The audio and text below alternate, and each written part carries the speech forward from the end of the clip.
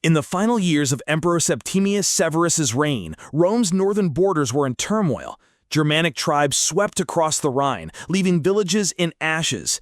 Amid this chaos, two women, Livia, a senator's widowed daughter, and Cassia, a freed woman with a soldier's spirit, found themselves stranded in a war-ravaged province.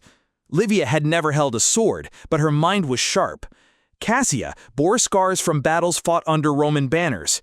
They met by chance in the ruins of Mogontiacum, both hiding from enemy patrols. Fate, it seemed, had tied their survival to each other in a world collapsing into steel and fire. Livia clutched her father's seal ring, the last piece of her family's legacy. Cassia carried only a dented gladius, once her commander's, now her own lifeline. They spoke little at first, conserving breath while slipping through burnt streets. Cassia knew the forest paths, Livia knew the roads to Roman forts. Germanic war cries echoed in the distance, urging them forward. They scavenged food from abandoned homes, drank from muddy streams, and learned each other's silences. Though strangers, an unspoken pact formed, trust, necessity, and the understanding that in this torn land, friendship was the only shield left against the darkness closing in. By nightfall, they reached the outskirts of a charred villa. Cassia warned against staying, but Livia insisted on searching for supplies.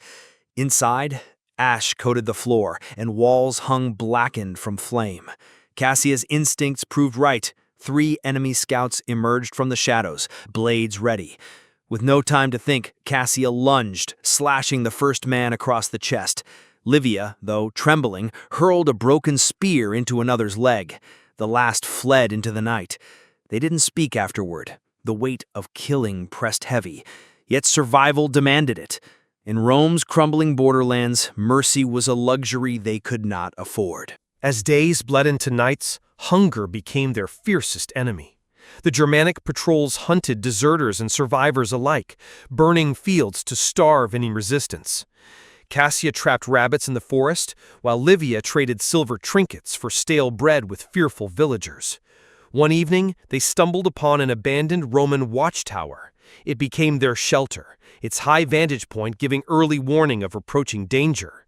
Here, by a small fire, Livia confessed she had been betrothed to a legate slain in battle.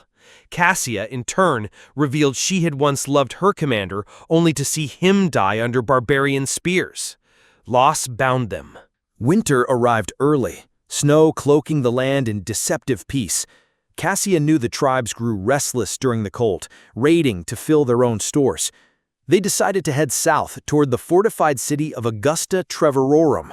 The journey was perilous, frozen rivers, blizzards that blinded, and wolves whose glowing eyes trailed them in the dark. They wrapped themselves in scavenged furs, sharing warmth when the cold bit deepest. At night, Cassia kept watch, her gladius across her knees. Livia read aloud from a small scroll of Virgil's verses, her voice soft but steady, as if words alone could hold back the night. 3 days into their trek, they came upon a small Roman caravan ambushed in a narrow pass. The dead littered the snow, crimson seeping like ink. One survivor, a boy no older than 12, cowered beneath an overturned cart. His name was Marcellus, a messenger carrying a scroll for the governor of Gaul. Without hesitation, Livia took him under her cloak, while Cassia retrieved the scroll from the frozen hand of a slain centurion. The message warned of a massive barbarian assault. Delivering it could save thousands. Their journey was no longer just survival, it was duty to the empire itself. Moving south became a race against time. Enemy scouts scoured the forests, and the trio often hid under fallen logs or in frozen riverbeds to avoid capture. Cassia's soldiers' discipline kept them alive. Livia's cunning secured food and safe passage from suspicious villagers. Young Marcellus proved braver than expected, helping carry supplies and distracting enemies when danger loomed. They grew into a strange family, 3 souls clinging to one another in a world that seemed intent on swallowing them whole. The scroll, sealed with imperial wax, became their talisman. If they could deliver it, perhaps Rome's strength would not falter entirely. One night, as they camped within a ring of pine trees, snow began falling heavily. Cassia noticed tracks, fresh, too close for comfort. Germanic raiders had been here not long before. The storm forced them to take shelter in a half-collapsed barn. But in the darkness, Shapes moved outside, and torches flared. They were surrounded. Cassia barred the door with a beam, urging Livia and Marcellus to find an escape through the back. Wooden walls shuddered under blows. At the last moment, Cassia threw a jar of oil and set it ablaze, creating a curtain of fire. The raiders fell back, buying them time. They ran through the snow, the flames behind them painting the sky orange. Marcellus stumbled, but Livia pulled him up without slowing. Cassia limped. An enemy blade had grazed her thigh during the escape, but she kept going. They crossed a frozen creek, the ice groaning underfoot, until they found refuge in a cave. Inside, Cassia collapsed, blood seeping through her leggings. Livia tore strips from her own cloak to bind the wound. Marcellus tended the fire, his young face set with grim determination. That night, for the first time, Cassia let herself rest, trusting Livia to guard their fragile sanctuary. 2 days of rest restored Cassia enough to walk, though the pain lingered. They pressed onward, moving through low hills where the wind screamed between stone ridges. Signs of war were everywhere: charred villages, broken shields, and Roman standards lying in the mud. One evening they encountered a lone rider in imperial colors. Suspicious at first, Cassia approached with her hand on her sword. The man, a decanus named Gaius, confirmed the governor's city was under siege. With grim urgency, he offered to guide them through a hidden route into Augusta Treverum. Trusting him was a gamble, but the alternative was certain death. The secret path led through marshlands shrouded in mist. Reed stalks whispered in the wind, and unseen creatures splashed in black waters. Gaius moved with confidence, but Cassia never let her guard drop. By nightfall, distant fires marked the siege lines. Enemy horns echoed, the sound chilling even the boldest heart. Gaius explained that the only entrance was through an old aqueduct, now partially collapsed. Crawling through its damp, narrow confines, they could smell the city, smoke, bread, and humanity. When they emerged, they found themselves inside Augusta Treverum's crumbling outer district, the sounds of battle thundering only streets away.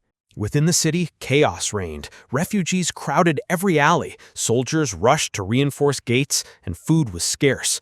Livia pushed through the throng, clutching the scroll. They reached the governor's villa, where armed guards nearly turned them away.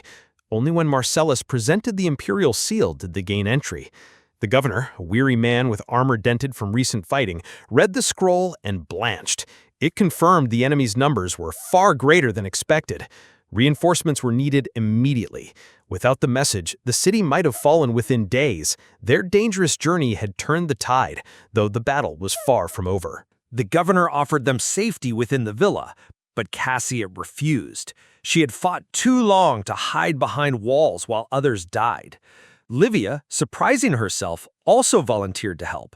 They were assigned to oversee the evacuation of civilians through the aqueduct at night. Moving families under the enemy's nose was dangerous work. Cassia guarded the rear with her sword. Livia comforted frightened children. Marcellus ran messages between groups. Under torchlight, their faces were shadows, but their purpose burned bright. They had gone from fugitives to protectors, defending not just themselves, but the fragile lives clinging to Rome's last defenses. Weeks passed, and the siege tightened. Supplies dwindled, yet morale held thanks to the safe escape of many non-combatants. Cassia grew leaner, her eyes sharper than ever. Livia learned to wield a short blade, her strikes precise, if not powerful. Marcellus became a symbol for the soldiers, a boy who had crossed enemy lands to save their city. One night, during a desperate counterattack, Cassia and Livia fought side by side in the streets, driving back a raiding party that breached the gate. Blood stained their hands and cloaks, but neither faltered. The bond they shared had been forged in unbreakable steel. When reinforcements from the south finally arrived, the enemy retreated, leaving behind a battered but living city. The governor commended them publicly, granting Cassia honorary citizenship and restoring her soldiers' honors. Livia was offered a position in the provincial council, her bravery recognized alongside her strategic mind. Marcellus was apprenticed to the city's scribes, his future secured. Though peace returned, neither woman forgot the journey.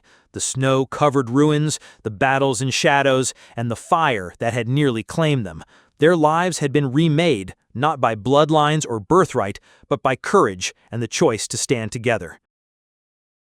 Years later, in a quieter Rome, Cassia and Livia would meet often in the Forum, sharing bread and stories while watching children play where senators once debated.